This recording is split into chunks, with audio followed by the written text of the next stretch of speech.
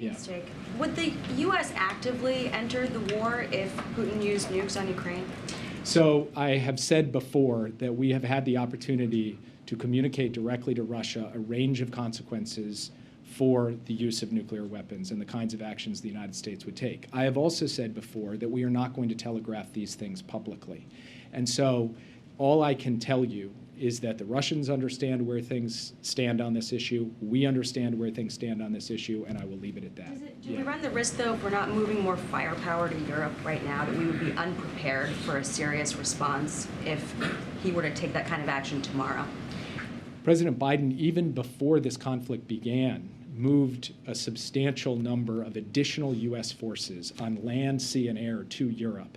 After the conflict got underway, within 72 hours, he had ordered the movement of even more forces beyond that. So we are standing at a level of enhanced force posture across the eastern flank, in the major maritime domains, and with all of the capabilities we need in the air as well.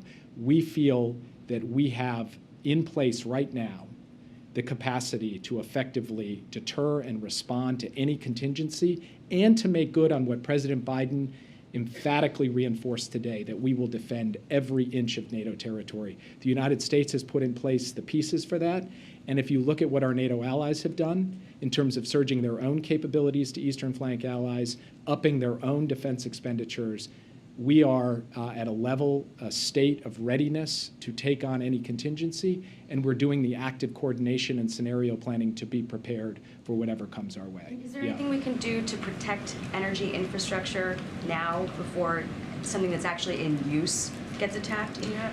The President mentioned today, actually, in response to a question, that we have, in fact, begun coordinating with allies to increase surveillance and monitoring of energy infrastructure, including pipelines in the Baltic Sea.